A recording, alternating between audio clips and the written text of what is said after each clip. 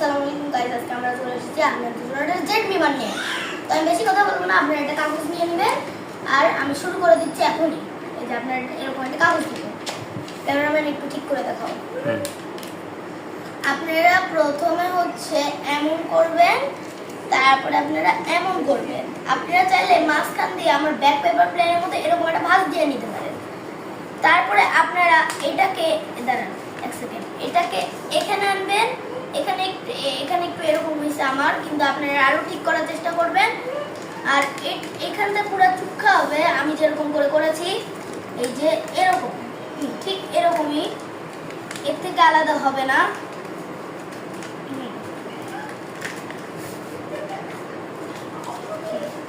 তারপরে এটা শেপ হচ্ছে কিছুটা এরকম।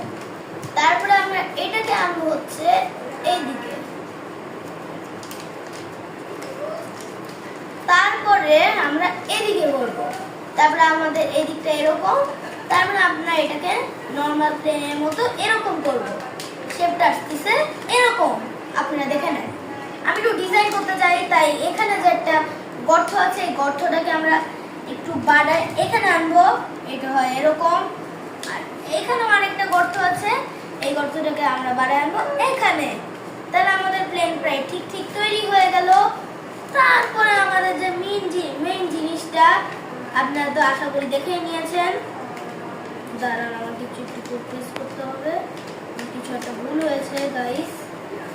সেকেন্ড, মানে ঠিক করে নিই, তারপরে আপনাদের সাথে আবার আমি কন্টিনিউ করতেছি।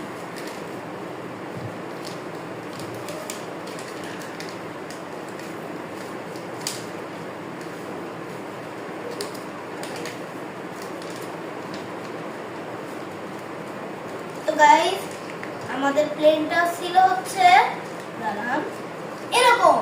তারপরে আমাদের এইখানে যে একটা আছে, উল্টা করব। উল্টা করলে এইখানে যে ইয়াটা আছে এটা আমরা আনতেছি এখানে যে চুক্কা অংশটা প্রথমে যেটা ফোল্ড করলাম। তারপরে আমরা নর্মাল প্লেনের মতো যেরকম কাজটা করতে হয় এরকম। তারপরে এখানে একটা ভাঁজ দিব, একদম একটা নর্মাল প্লেনের মতো। এক সেকেন্ড। তারপরে আমরা কিন্তু এটা ফ্লাইং টেস্টও করব। তারপরে এটা এখানে এরকম। তারপরে হচ্ছে আমাদের একটা জেট বিমান তৈরি হয়ে গেল। তারপরে এখানে একটা ছোট্ট করে একটা ভাঁজ দিয়ে দিব, এটা হচ্ছে এরকম। আর এদিকটা হচ্ছে এরকম।